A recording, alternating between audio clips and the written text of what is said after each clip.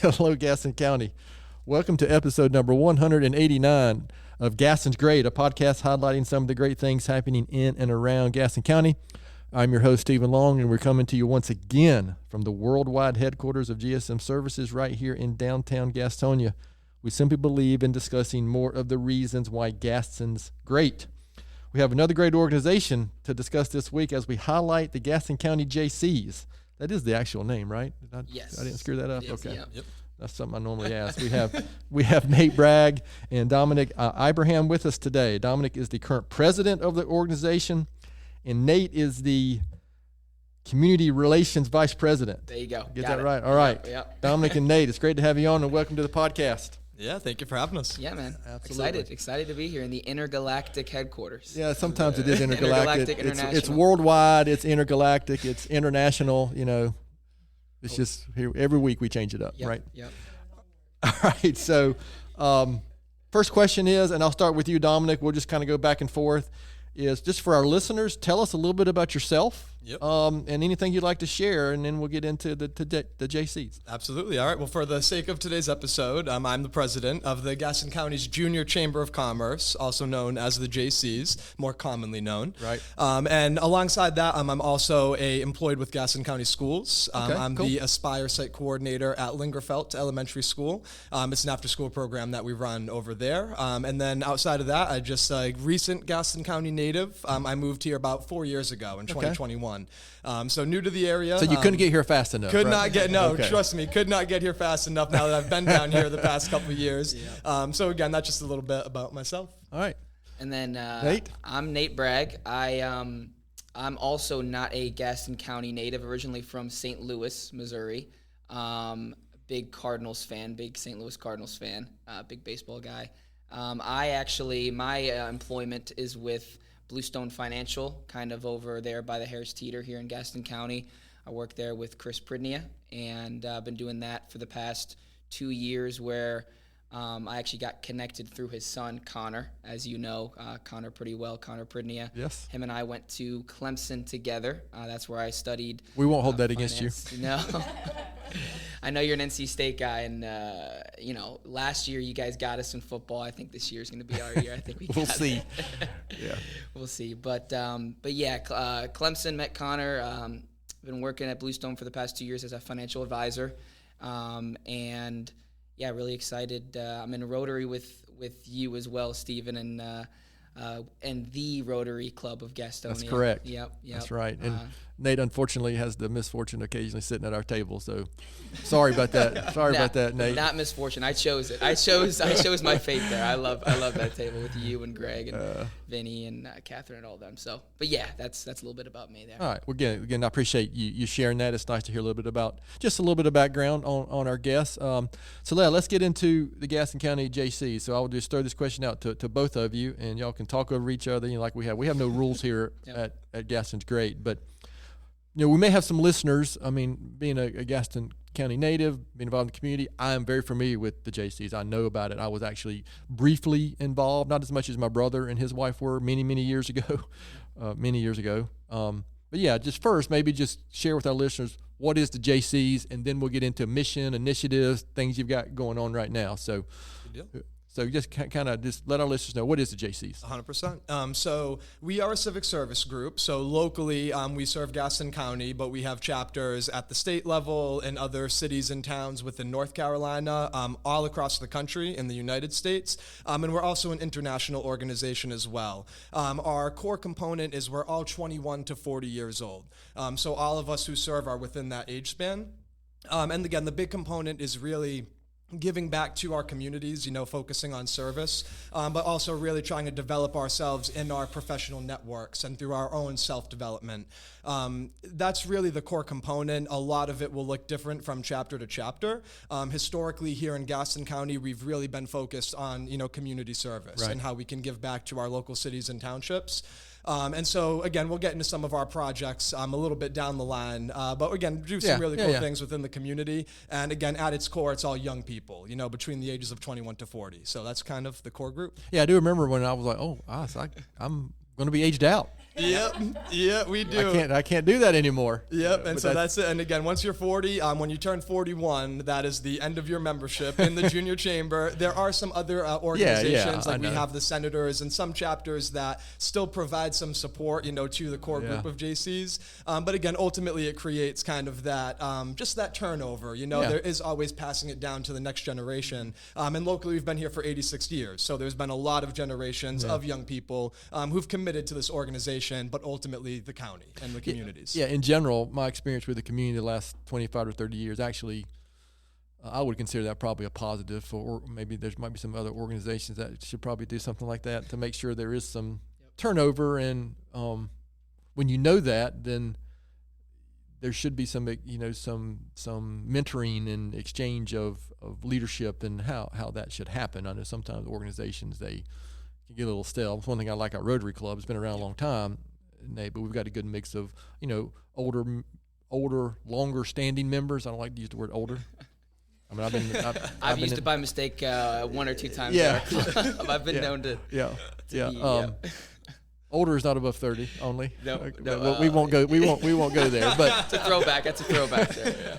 Yeah. but so a lot of organizations though can get stale if you don't do that. So I like that. Anything you would like to add to that, or did Dominic cover it pretty well? Dom covered most of it. The biggest thing for me that I think is special about our Jaycees, though, what I'll say about it is our ability to build relationships and network. I think is the biggest thing that we also do is, of course, getting involved in the community, but the best way to get involved in the community is by having a good group of people that are close and have a good relationship with each other and enjoy doing it together. That's the one special thing about our club that I would like to have. How did y'all get involved? I got involved through Steve DeAvria at the GBA. He's everywhere. He's everywhere, man. He is awesome. We love Steve. And I was just, first working at Bluestone and like trying to get involved in what different organizations, and Rotary was one of them. And he was like, the Jaycees are for people your age. This is your demographic. And I was like, you know what? Let's do it. So immediately met Kendrick, the current president at the time, and just got involved. This would have been about 2 years ago. Okay, very good. Yep. And I have a very similar story. So I was actually connected by Sharon Paget, who reached out to Andrea Grenier, who'd been very involved in our chapter, was the chapter president, was the state president for North Carolina. So Sharon, I was working for the YMCA at the time, and she connected with Andrea, said, hey, I've got somebody who could be a great JC. At the time, I had no idea what that meant, what that was. I had never heard of the organization. And I actually, before I had met with Andrea, I went to our first meeting, which was our nominations and election for the 2024 Board of Directors when Kendrick was nominated as president. And so that was interesting. I had never met any of these people. I was pretty new to Gaston County. And the first meeting, it was, I nominate him to be president, and I nominate her for vice president. And I was like, what is going on? Right. But again, over time, I got the chance to really sit down and meet with people and learn more about what the organization was about, and really seeing that community service element is what ended up kind of pulling me into the chapter. That was the end of 2023, so about 3.5 years now. All right, well, very good. 4. That's good to hear. So let's get into the meat of the organization. What are some of the initiatives, projects, just, maybe even what is the day in the life of the Jaycees? I mean, just talk about some of the things you guys are doing. I know listeners like to hear about specific things as possible that you guys are involved with and doing. So I'll start with the next thing that we're doing. The next upcoming thing we're doing is July 21st. We host a Distinguished Service Awards community event that is, we've been doing it for over 75 years now? It'll be year 76. 76 years we've been doing this. And what it is, it's basically an awards show where we have, community members like police officers, firefighters, civic service leaders in healthcare, teachers, and a student in Gaston County that we honor with an award. And we also have 5 leaders under 40 that we'll honor with an award. And it's really just a good community event that we get to honor mainly people that just don't get to be honored enough. Okay, you know what I mean? That's kind of the biggest shtick with that. And That's coming up here on July 21st. That's a really good event that we've been doing for 76 years. That's a perfect date for it. Perfect date. July 21st. Is that your birthday? Yes. Oh, That's your birthday, okay. It is, Happy yes, early birthday. yes. See, that's why we actually changed the date from the 23rd to the 21st because we knew that. Yeah, We'll give you an extra raffle ticket yeah, too. Steven's actually pretty good with the raffles. Steven, remember that back at the Heart Ball? Oh yeah. Yeah, I did take home some quality Yeah. raffle. That's another. I item. guess that's a quick little segue to the Heart Ball. We do help out. Jaycees do help out with the Heart Ball and the association there, and that's the Heart Society, correct? Heart Society. Yep. Yeah. Cool. But I guess you can keep going with the next couple that we've got. Yeah. Well, yeah, and again, to piggyback off of the DSAs, so we're also very fortunate that we work with the leadership of the Sheriff's Office, County Police, City Police, GEMS, the Fire Department, Gaston County Schools, because the recipients are chosen by the leadership, the superintendents, chiefs, captains. And so, again, that really gives it a very prestigious honor. And alongside that, we also award the Duke Kimbrell Civic Achievement Award. It's our highest honor, again, represents the legacy of Duke Kimbrell, both the professional success and the philanthropy, and giving back to our community. So we'll be posting those award winners next week on our Facebook, so everybody can tune in. I would say also most notably is the Gastonia Christmas Parade. That's another one that I think most of the public would probably immediately connect to, even if they're not very familiar with our chapter and kind of our organization. They're still going to understand that they may have heard that name, thrown out when it comes to the event. We've been hosting that for 70 years. The historical record keeping is not great, so we don't know the exact start date that we start to take that over. But again, we lead these projects, and alongside that, we do a back-to-school shopping event where we partner with Miss Cynthia Stitt and the students from the Irwin Center. She has a youth program that she runs out of there. So we bring them to Target, and we basically just give them a budget to shop with. And if they need some school supplies, they can get those. But they also get clothes and shoes and the things that make them excited for the first day of school. That's really the core component of that event.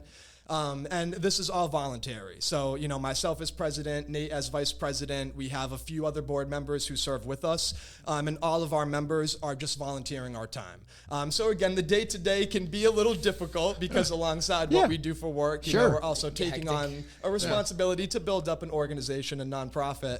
But again, ultimately, I think the fulfillment and the reward that we get from the success of our events, and again, to Nate's point, connecting with the community, I think that's what, continues to create the sustainability in our engagement. We really get a lot of fulfillment and value from the work that we do, even though there's no other, tangible value outside of that fulfillment. So. Well, that's a good segue because, this next question I'd like to ask is, this is for both of you in both of your times involved with the Jaycees, whether it was an awards event or anything you've described. Is there something you can look back on and say, wow, that a family you helped, an organization you helped, or something you saw that was like, wow, this is the point of why the Jaycees are here? You don't have to use names, of course, but is there something that specifically you can share that kind of you jumps out and say, wow, this really hit the mission? Well, I'll jump in briefly because I do have one particular moment. But I'll say one of my best personal accomplishments in the chapter was hosting Healthy Kids Day. It's a YMCA event, so it's the YMCA's branding. It's their IP. But we reached out to them and said, hey, again, we have some connections in the community. We'd like to see if we can kind of help, partner with you to host this event. And so we went to the Irwin Center in 2024.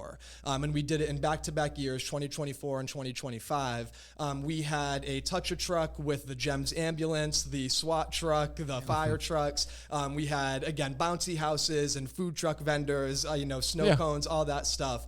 But there was one organization in particular, Kenneth Falls Ministries, that was doing a clothing giveaway at the event in Irwin Center's gym. And there was one family that came by, and I remember as I was walking out the lobby, one of the daughters of this family was sitting in the lobby putting on her new shoes that she had gotten from the event.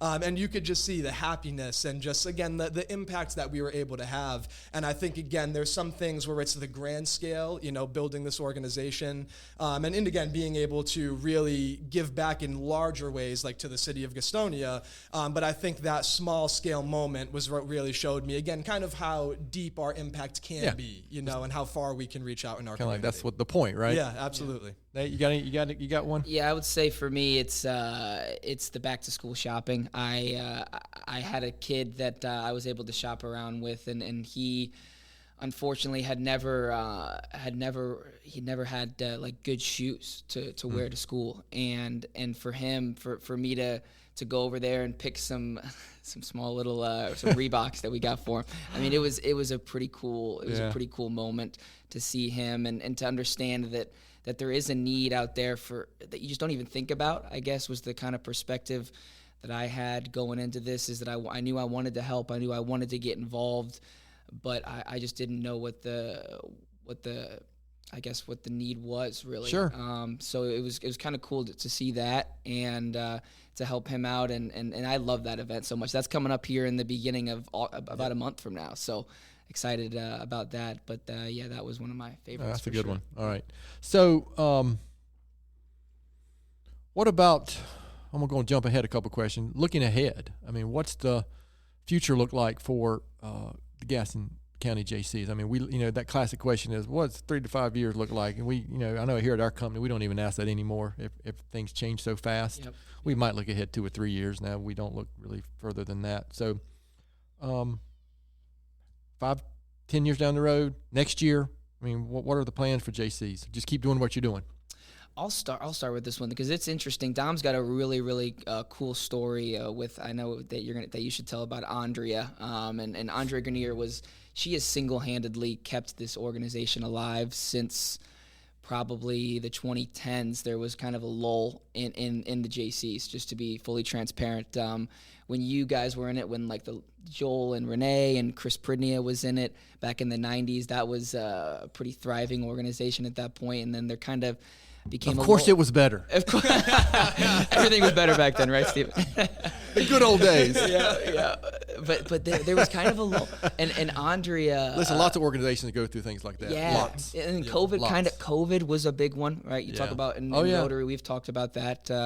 The attendance kind of dropped after COVID, and Andrea single-handedly helped us with that. But I would say at this point, going forward, we have a tremendous amount of momentum. We have a tremendous amount of engagement that we've gotten from the Holy Angels has gotten some members that have come over.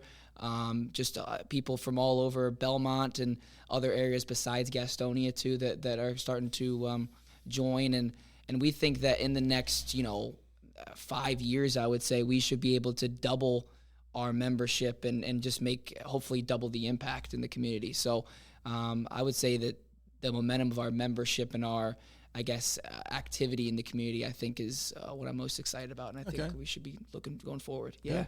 Oh, and I love that too. Yep. And I'll say again, to Nate's point, especially just with the nature of our organization, when COVID happened and a lot of our members who are in their mid to late 30s are not able to engage in our chapter, and the question really becomes, hey, when are we going to be able to do this again, if we're able to do this again, right, by the time that we age out? Yep.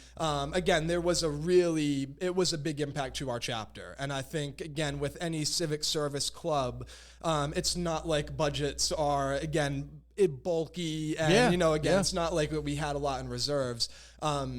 And I think to Nate's point, both the work that Andrea's done, but the presidents who've preceded me, Elizabeth Johnson, Kendrick McDowell, there's just been a chain of leaders who've really focused on pouring the foundation. And that's the conversation that I have with Nate and a lot of our other board members, is again, my primary focus is to grow the organization and give a blueprint and a structure that we can then continue to pass down. Because to the point and the ultimate point of our mission is that's what's required for us to continue to be successful as we move on.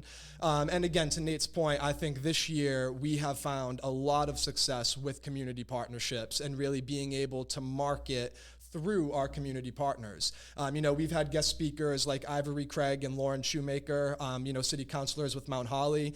We went out to Mount Holly, we had a meal over there. We get to hear from them. And I think that's where we've seen a lot of our members start to gravitate. It's learning about the different towns and cities in our county, and things that, again, might be more impactful for them depending on where they live.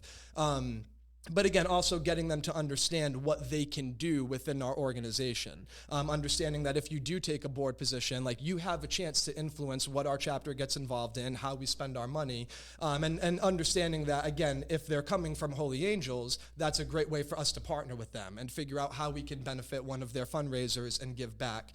And I say that's ultimately what our chapter is best used for, trying to work as a proxy to support other organizations and other nonprofits as well.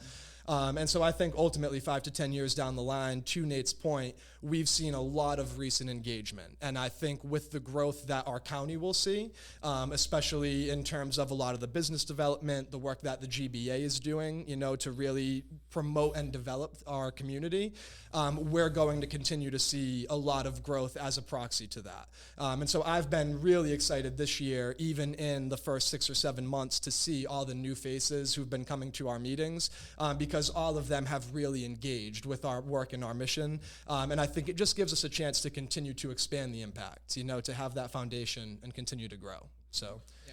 All right, that's great. So I'm going to ask that big, broad question, and then we'll kind of move on to some other different type questions. But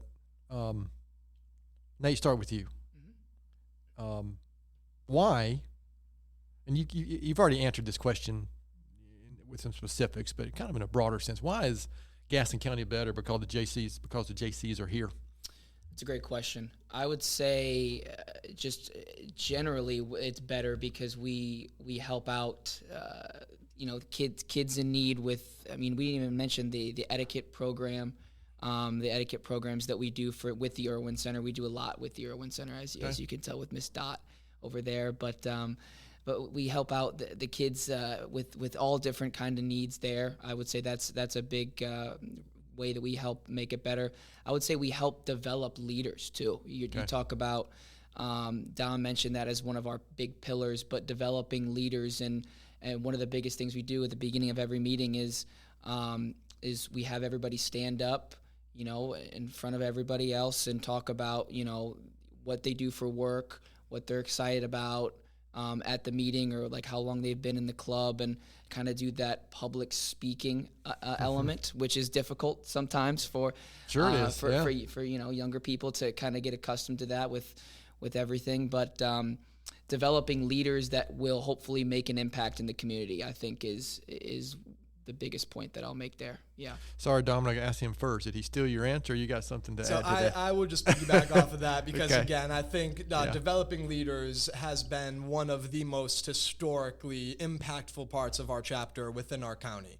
Again, especially Nate mentioned, when you look at the 70s, a guy I always love talking to is John Lowry, who was very involved with our chapter, local president, state president. And he talks about having 200 plus young people in a room, and discussing how they can serve and make an impact in our county. And so again, to think about the impact that carries, not just the benefit externally, but how many of those people fell in love with Gaston County and continued to develop their careers, continued to give back. And so again, I think developing leaders and fostering that sense of civic service is probably the most impactful legacy that we've left. And again, I think to the point of where we are in 5 to 10 years, I think that's the big focus, is just keeping it going. Yeah, ultimately. Absolutely. Okay, well, I appreciate that. Before we finish, we'll make sure we give you guys a chance to talk about how can listeners find out more information, the website, and all that. But is there anything, before we shift gears a little bit, is there anything I haven't asked that I should have asked? Anything you want to make sure that you share specifically before we start moving toward landing this airplane? I can't think of anything, no. Okay. I feel like you've asked. Listen, you're a great host, man. Oh, yeah. We love being here. Yeah, this is good. Yeah, I'm sure. Yeah. Joe Rogan better watch out, huh? Yeah, listen, he's going to take his job. All right. We're going to shift gears with a couple personal kind of related questions, and we'll kind of circle back and make sure we finish off with how others can learn more about the Jaycees that we haven't shared. So, Dominic, I'm going to start with you on this one. first, since I let Nate answer the other question. What is something very few people know about you? So I will say I am very publicly facing as a Gaston County Jaycee. That's how I've networked and met a lot of people in the community. And I'll also say a lot of people likely recognize me from my career with the YMCA. I was doing youth programs and sports programs, so also very out and about. But I think one thing that I do not advertise that much is, again, I work for Gaston County Schools. I work for Lingerfeld Elementary School, and we have a federally grant-funded program called Aspire After School. It's a free-of-charge program that we host out of Lingerfeld, H.H. Beam Elementary, Pleasant Ridge Elementary, and Wood Hill Elementary School. Okay. In total, we serve about 300 students. Again, free of charge. We give them a meal. We give them academic support with our certified teachers, and also enrichment with teacher assistants, like arts and crafts and the fun stuff, really. And we also do a summer camp program. So I think I just always like to highlight that and note that. It's a program that the funding has been in question over the past couple of years when it pertains to federal grant money. But ultimately, we've been very blessed and fortunate to sustain the program and continue serving it. And we're planning to do it this upcoming school year, which is great. Good. Yeah. But also the leadership that I have around me in that program has been very impactful for me personally. So I'll give a shout out to Dr. Leanne Conyers, who's my direct supervisor, and is just truly, out of all the names that we've mentioned and all the people, there are incredible mentors. But she is just one of the best leaders, who is soft-spoken, who does not want me to be saying her name on a podcast and probably putting it out there. But she really is one of the best. And so, again, I just like to highlight that program and the work that we do, because I don't think a lot of people know about it in our community. Oh, well, I appreciate you sharing that. We're doing some cool stuff. That's good. Well, Nate, top that one. Let's see, mine is not as cool or as influential as that, or significant. I was just going to say, the first thing I thought of, and I'll just no filter here and say it, is when I was in high school, I was in choir. And I'm a singer. So it's funny that, you know how we have the Rotary song every week. So in our Rotary Club, we have a traditional song, like a row, row, row your boat kind of thing that we'll sing. And I wish I knew the words to some of those songs, because I do actually enjoy singing, and I was in church choir and everything. We used to have Rotary songbooks, but Rotary quit producing them, and we just, over the years we just wore them out. Yeah. So, but I've been in the club long enough to remember. Yeah, we had songbooks on all the tables. We should bring those back, because I don't know half the. I mean, I'm starting to learn, because we're starting to repeat the songs, but I don't know any of the words. So in other words, what you're saying is you need to be in charge of the music committee, the song committee. I wouldn't put that out there just Rotary yet, but I will say that I do have a knack for singing. Not a lot of people know that. I don't even think you knew that. Not a lot of people know that, and I guess that's public information now, and I maybe shouldn't have said that, because now I know where this is going.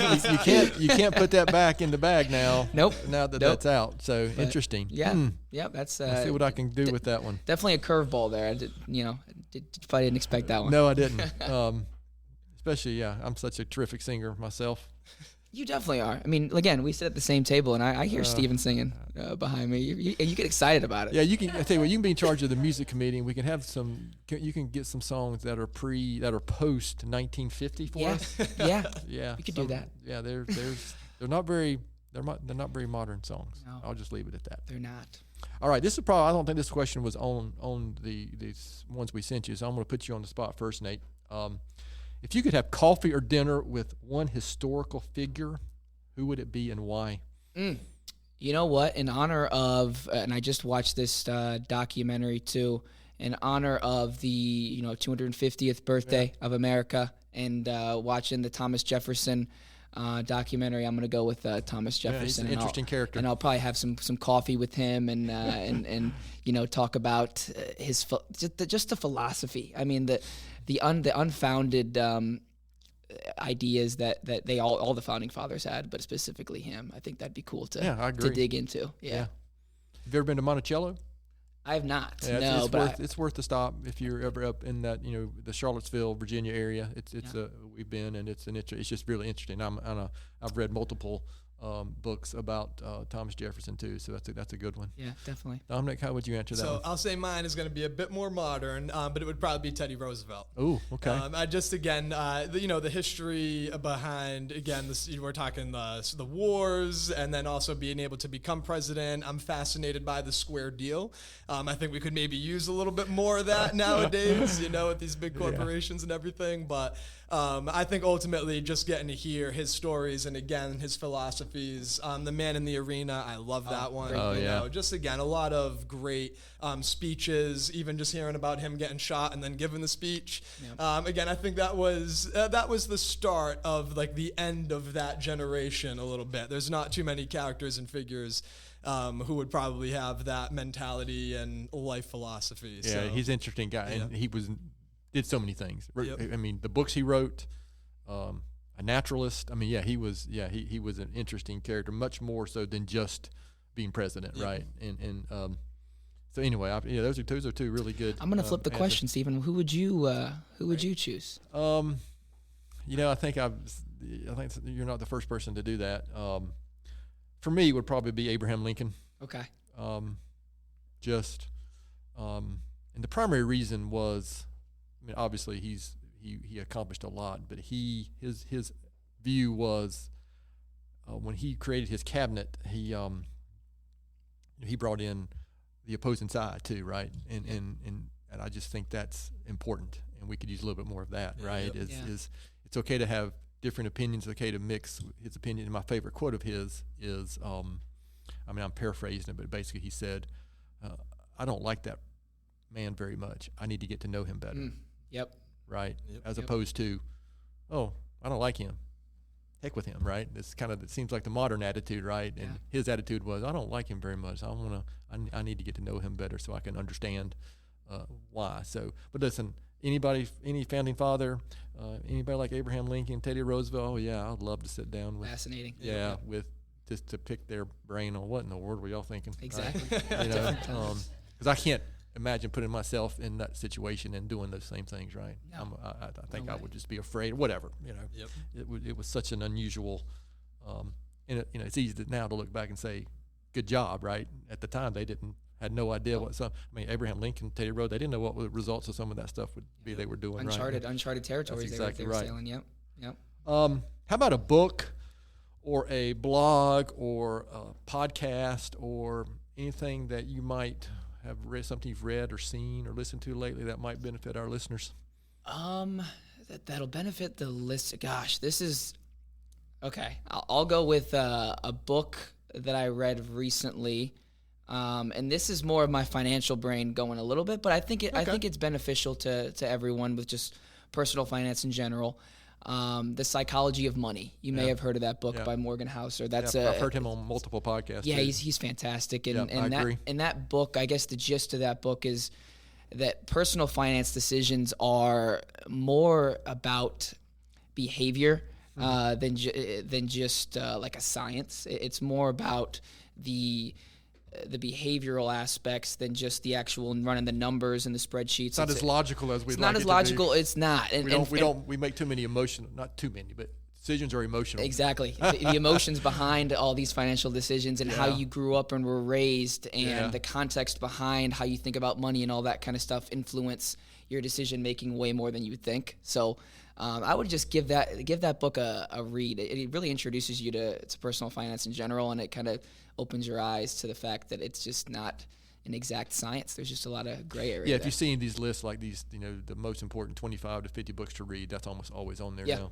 Yeah, so that's a good one. Yep. Dominic, how would you answer that question? Unfortunately, I do not do enough reading between work, volunteer That's work, all right. and the personal When things. I was y'all's age, I wasn't doing much reading. I do a lot of reading now, but when I was y'all's age, I wasn't doing much reading. But I will say there's one, and I guess you could consider it a blog, a lot of social media, like YouTube channels, Facebooks.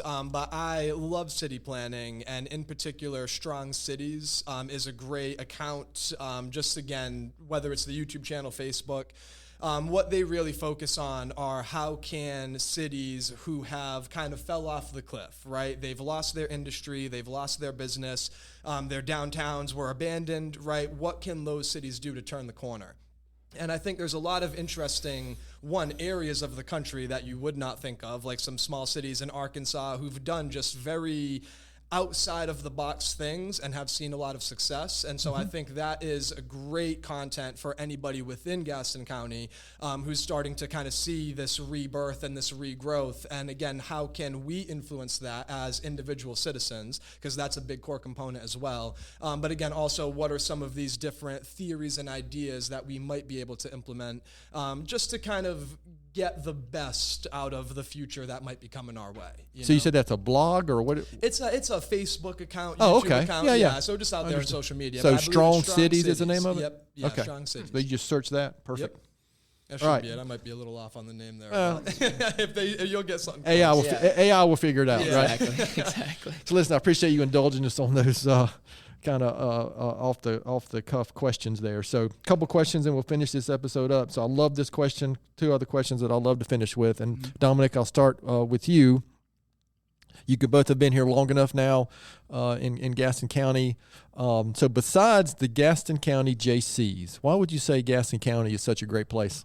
And I love that question because even when I first moved here, I was met with, I think, the common narrative and perhaps common bias, even from people who were born and raised here, that there are some things that do not make Gaston so great, right? Sure. And I have always told people, I've born and raised in Massachusetts. I've lived out in Portland, Oregon for a very brief time, so I've seen different parts of the country. And what I tell people, especially here with Gaston County, there are so many individual stakeholders who have really taken responsibility for trying to help benefit everybody in our county. And I think as many organizations and nonprofits that we hear about and that we see in the Gazette or just out in public and in the media, there are so many people, so many volunteers, so many organizations composed of volunteers or, again, paid people, whatever it may be, all of whom move with the same operating agenda of trying to make things better for people. And I think the unique thing here is that there is some diverse thought and perspective on what that is, right? Again, we have a strong business community that wants to see things grow and develop, right? We have a strong community that wants to see more public parks and more public spaces. We've got a community that wants to see more parking downtown, right? So, again, all of those stakeholders, I feel, have a seat at the table, and I do think that they're pretty well represented. And ultimately, I think that it just comes down to all of us as individuals to continue that progress together. We have to step out in the public forum, put ourselves in the arena, but I think ultimately there's so many people who are doing that and who have done that for so long.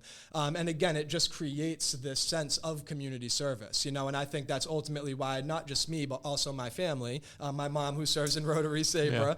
Again, all of us have really been able to find something. My dad volunteers at food pantries and, different things in the community. And it was Bread, I believe. That's the name of it, Bread, locally here.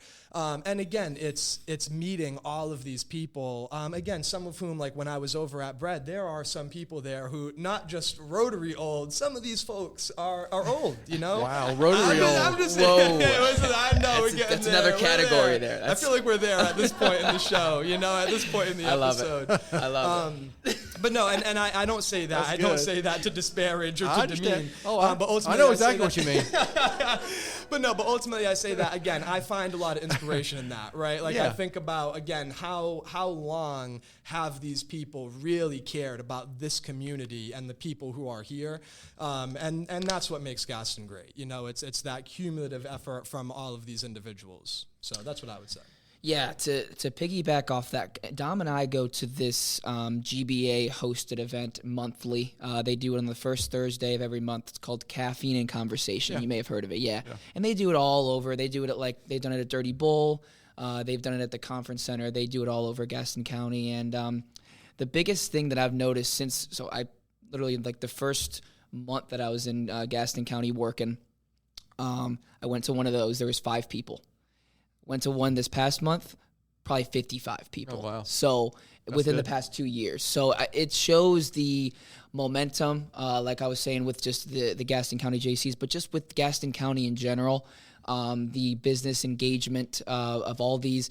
And every time it's positives, it's constant positivity, and that's what Steve DeAvria, who hosts that, kind of brings. He brings the positivity and trying to highlight the good things that are going on, and I would say that just is a great example of why Gaston is great. It's just because we're trending positively, and even downtown is starting to thrive. We're opening up these charcuterie spots. I'm trying to think of, was it Graze and Peace? That's a shout out there for Graze and Peace there. But there's just all these different places opening up in downtown too. Yeah, well said. That was two really well thought out and terrific answer to that. So last question for both of you, then we'll finish this one up. So Nate, I'll go with you first on this one because, Dominick is knocking these questions out of the park. So am I hitting singles or doubles? What am doing here? My baseball brain go. You can take that for what it's, whatever you guys like. Inside the park home now, maybe. This question might be hit the two of you a little different because you're so young. But I'm going to ask it anyway. Knowing what you know now, what advice would you give your 20-year-old self or your 15-year-old self maybe? And Okay. Yeah, because I'm in my 20s right now, so this is it's an interesting question. What advice could I give to let's say I'm going to rephrase it. Yeah, 18-year-old or younger.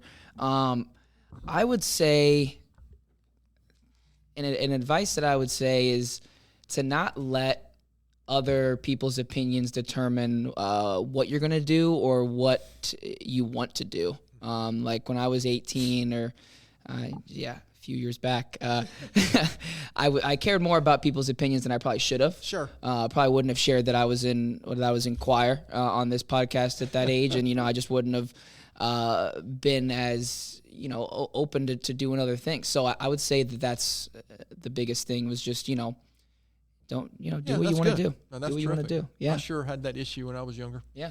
Yep. Long time ago. Yep. Dominick, how would you answer that? So I would say, to my 20-year-old self, truthfully, it would probably be hold on for the ride, because I think life for me has taken a lot of twists and turns. Again, my 20-year-old self never would have thought that we'd be down here in North Carolina. My brother was here in Charlotte, so then my parents came down, then I followed suit.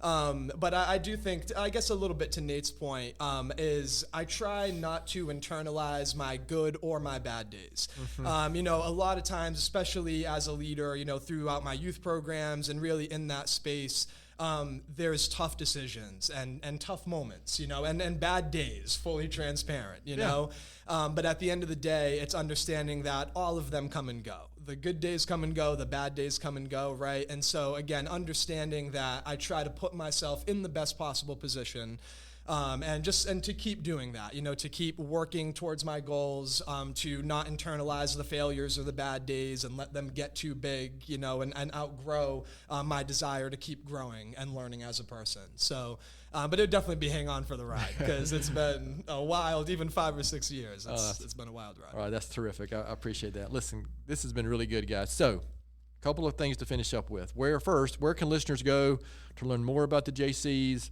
and just send them in that direction? So our Facebook is probably the best. It's the one that we keep the most updated. And again, with that format, we can share links, videos, pictures, and just, again, even our events, like our upcoming events. Alongside that, we also have a website on the Gaston Business Association's page. And so there's a couple of links there, like for new members to get involved, anybody who's between the ages of 21 to 40 wants to come out to a meeting. We've got our calendar on there and some of those other things. Mm-hmm. So I would say Facebook or that website is the best. We do have an Instagram, not as updated as our Facebook. But then alongside that, we also have an email, which is gastoncojaycees@gmail.com. And so anybody, even if you're a business or just somebody who has a person who wants to get involved or you just want to get connected, that's the best way to reach us directly. All right, perfect. What's your greatest need at the moment? I would say just continuing the momentum of the membership, and getting people more involved in the actual service projects that we do. I would say that's the biggest thing is actually, going to the meetings. That's been good, and we've been doing well with that. But getting more people involved in the actual projects, I would say, is the big one. Yeah, and maybe even more. Just more boots on the ground. Yeah, more boots on the ground. Always the more the merrier, for sure. Yeah, and I would definitely, to piggyback off of that, I think we have seen a lot of growth and a lot of progress, especially with our member engagement, both at our meetings and even with a lot of our volunteer opportunities. But there's always room for us to continue to grow that, because ultimately, with more members, it gives us the opportunity to continue to expand our impact. Yep. Not even between the membership fees, but just ultimately what they're able to get involved in and how we can also connect with other organizations and, again, just continue to expand our impact. All right, perfect. So, all right. People. Yeah. Any last words? Give you guys the last word before we close this. Thank you for having us, Stephen. Yeah, That's you're all very I've welcome. got. Yeah, no, this was great to spread the good word of the Jaycees, and hopefully people will reach out to us if you are interested. But yeah, man, I appreciate it. Listen, I appreciate that, and it's an encouraging because I have seen organizations like the Jaycees, and I just say like the Jaycees because there have been so many. And you're right, COVID was I don't know, for some organizations, it was almost a tipping point where some of them didn't come back, frankly. So it's encouraging to see you guys involved and hear about what you guys are doing. And, I'm seeing firsthand, as that old guy, I'm seeing that firsthand that we, need, because we need younger, frankly. It sounds strange for me to say because when I was 20, I'm like, I'm never going to be 55 years old and still be involved in the community. But we got to have younger people to carry on serving the community. Yep. I mean, it's really that simple, right? That's the goal. It's not easy, but it is that simple. So again, I appreciate what you guys are doing, what the organization is doing. It's great to have you on. So I'm going to finish up with my book recommendation and my quote for the week. And the good thing about not recording any episodes in a while, I've read a lot of books since the last time we recorded, but one of my most recent ones, if you've listened to this podcast at all over the past 5 years, I'm a big John Gordon fan, and his latest is a really simple, great book called The Power of Positive Habits. I think he's got 93 habits listed in there. Frankly, just to make you a better person. How can we be better? So I would encourage you to check that one out. And my quote for the week, I'm a big Stoic fan. I'm involved with the leadership group right now, and we have a weekly study, and we're studying the Daily Stoic. And Marcus Aurelius was a big Stoic, and he said, this seems simple, but I don't know why this is so hard in our modern world, but he said, if it is not right, do not do it. If it is not true, do not say it. But man, that seems like stuff if you pay attention into, the media and social media, maybe we could take a little from that, but that's a good one to live by, right? Mm-hmm. So anyway. Definitely. To our to our listeners out there, thanks so much for taking the time to listen to today's episode. Please continue to spread the word if you can about the podcast. And please don't hesitate to contact us here at our email address, which is podcast@gastonsgreat.com. We're always looking for suggestions for future podcast topics and guests. You can find the podcast and subscribe at the website, gastonsgreat.com, or anywhere you listen to podcasts. And please follow us on all our social media platforms. Thanks again to Dominick and Nate for being our guests today. Gaston's Great is produced and brought to you by Amber Hauser and Rachel Long from GSM Services. I'm your host, Stephen Long. Thanks again for hanging out with us, and please keep coming back to hear more reasons why Gaston's great.